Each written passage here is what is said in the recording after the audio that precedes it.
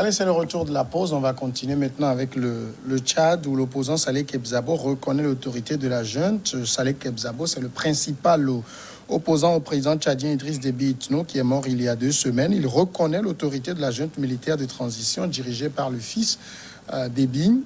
On reconnaît le conseil militaire de transition, sinon on ne va pas être au gouvernement, a déclaré M. Kebzabo. 2 membres de son parti ont été nommés dimanche dans le gouvernement de transition au poste de ministre de l'élevage et secrétaire général adjoint du gouvernement. Mais dimanche, Saleh Kebzabo faisait partie de ces opposants qui disaient niet à ce conseil militaire de transition dont il réclamait la dissolution, le retour à l'ordre constitutionnel. Qu'est-ce qui se serait passé entre-temps? C'est la réalité qui était éclairée. On ne peut pas dire que Saleh est parti prendre de l'argent ou des promesses de ceci ou cela, donc pour pouvoir accepter cette situation. S'il y a ce revirement à 360 degrés, c'est parce que la réalité du pays lui est présentée. À savoir que à travers l'assassinat du maréchal Idriss Déby, c'est le Tchad qui est attaqué. C'est l'intégrité du Tchad qui est mise en jeu au niveau politique et sur le plan territorial. Et donc, au vu de cette réalité, on ne peut qu'accepter la situation et faire avancer le pays. Parce que il ne faut pas lutter contre le vent. Il ne faut pas lutter contre l'impossible. Il ne faut pas nier l'évidence et la réalité pour pouvoir forcer droit dans le tas, pour dire que la situation est ici, est ceci. Et donc, il faut que ça soit obligatoirement comme ça chez nous. Alors que nos réalités sont différentes. Vous savez, que ce soit dans la vie sociétale, que ce soit dans nos vies de tous les jours, en politique, les réalités diffèrent d'un pays à un autre. Et c'est là où cette question de pilule universelle de démocratie qui nous est prescrit par,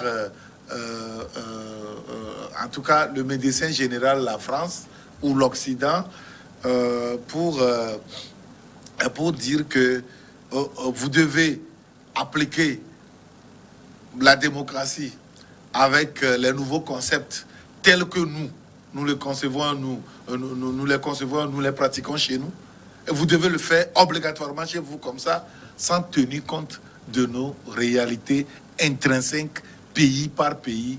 Je pense que c'est ça qui détruit l'Afrique. Je pense que c'est ça qui tue l'Afrique. Pourquoi ils ne l'imposent pas en Orient, où il n'y a que des royaumes là-bas? Pourquoi en Afrique, si nous prenons l'Afrique de l'Ouest, ou en Afrique, les pays qui s'en sortent mieux, c'est des pays qui sont dirigés de manière forte. Prenez par exemple la conception d'État au niveau du Maroc. Vous allez voir qu'actuellement, le Maroc est le seul pays le plus stable de notre sous-région. En Afrique de l'Ouest et au Maghreb, c'est le seul pays le plus stable. Et c'est le seul qui est capable d'exporter son économie, de venir chez nous acheter nos banques, de venir chez nous acheter nos sociétés de communication. Mais pourtant, le Maroc, c'est une royauté, c'est un royaume. Ça veut dire que quoi? Ça veut dire que chaque pays devait avoir le temps suffisant d'adapter sa situation politique à la forme d'État qu'il peut choisir. Mais maintenant, on nous prescrit quelque chose, un remède universel, on vous dit que ça doit marcher obligatoirement, appliquer ça de la sorte, et ça cogne le nez contre les réalités de chaque État.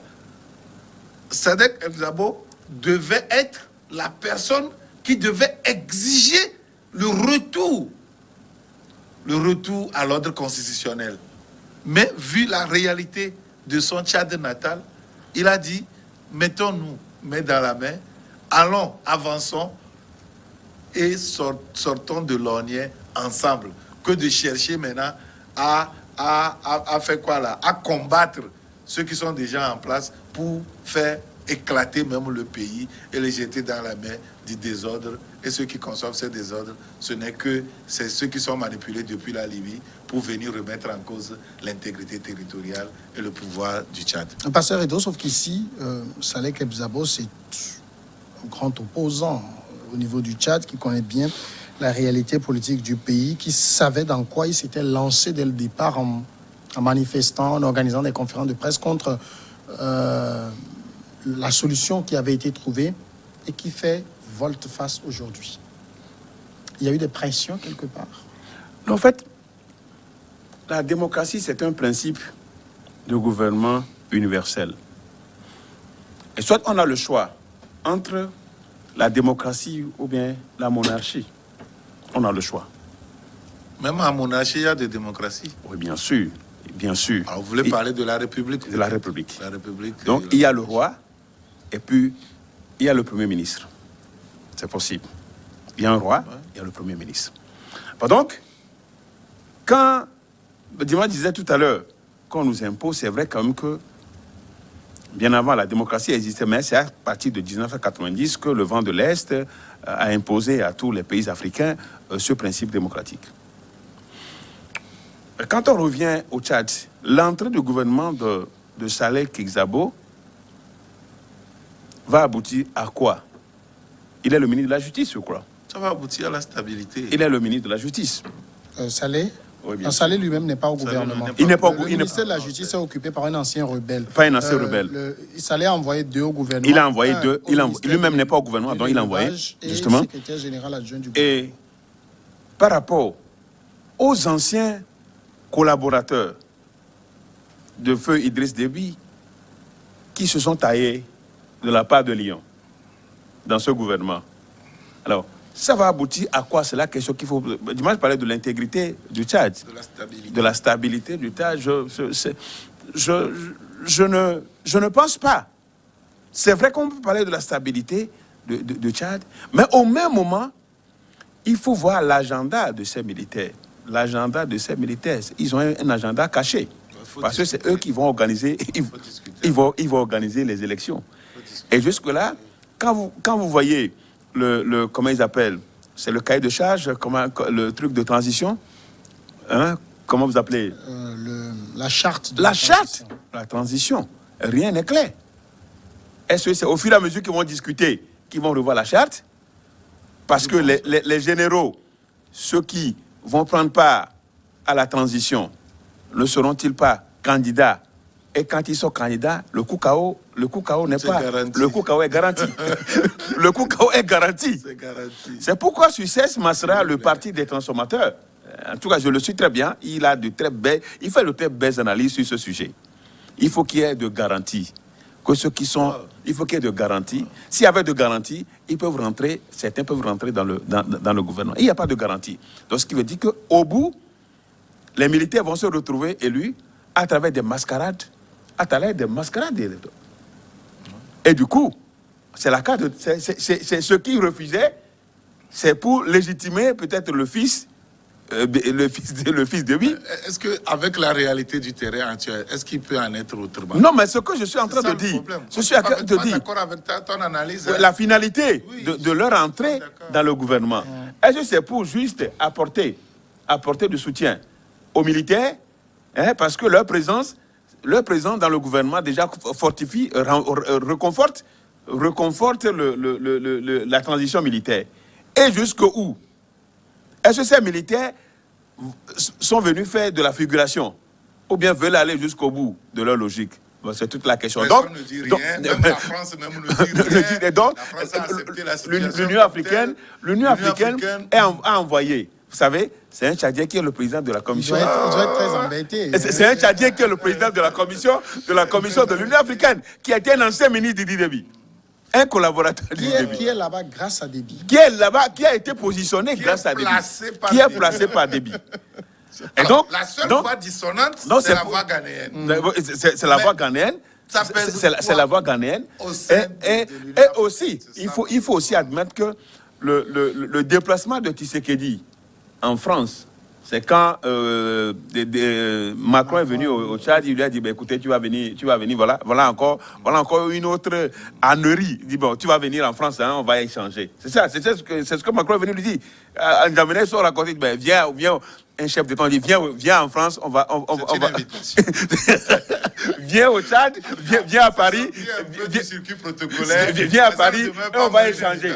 Et c'est quand Tshisekedi est allé que Macron a changé un peu de ton pour dire qu'il n'est pas d'accord pour la transition, pour non, il y a aussi des pressions internes au niveau donc de c'est la pour France dire que la situation actuelle, avec, je sais pas, vous suivez les événements aussi avec les rebelles, hein, de l'autre côté, qui ne savent pas vaincus, hein, qui créent aussi un souci à ce gouvernement de transition militaire. Donc, le mieux, on aurait pu adopter la voie constitutionnelle. On aurait pu adopter la voie constitutionnelle pour que ce soit un président de l'Assemblée nationale. C'est pas faute d'avoir essayé, il a refusé. Non, bien sûr, pour permettre, peut-être, parce que les rebelles aussi réclament le retour à l'ordre constitutionnel. Vous savez, si c'était fait, peut-être qu'ils vont déposer les armes. Ils vont déposer les armes. Comment certains présentent les choses, c'est que les gens disent plutôt que la mise en place de ce dispositif militaire comme conseil de transition a servi à court-circuiter plutôt la France. C'est pour cela que je dis que la réalité a été présentée à l'opposant Sadek Kebzabo. Parce que quoi? Parce qu'au moment où Idriss Déby se lamentait pratiquement, où il agonisait, à visage découvert, il aurait réuni son état-major et dit, voilà, je ne peux plus continuer longtemps avec vous. Je ne vais plus continuer longtemps avec vous parce que voilà telle menace réelle qui pèse sur moi. Et que si je n'accomplis pas, on va m'éliminer. Et je suis sûr que mes jours sont comptés. Mais si on m'éliminait, ne laissez pas les rebelles venir prendre les choses pour mettre le pays à feu et à sang. Réunissez-vous et prenez le pouvoir. Et donc, la France serait court-circuitée, selon les analyses de certains, la France serait court-circuitée à ce niveau. Parce que la France armerait les rebelles depuis le Tchad pour pouvoir venir prendre le pouvoir. Et c'est pour cela d'ailleurs, j'avais donné l'exemple du général Townsend ici, qui devant le Congrès américain, c'est le chef des opérations américaines en Afrique, devant le Congrès américain, a dit que là où Idriss Déby était abattu, il y avait la présence militaire française là-bas. Vous voyez? Et donc, l'objectif, c'est d'amener plutôt le groupe là à venir prendre le pouvoir.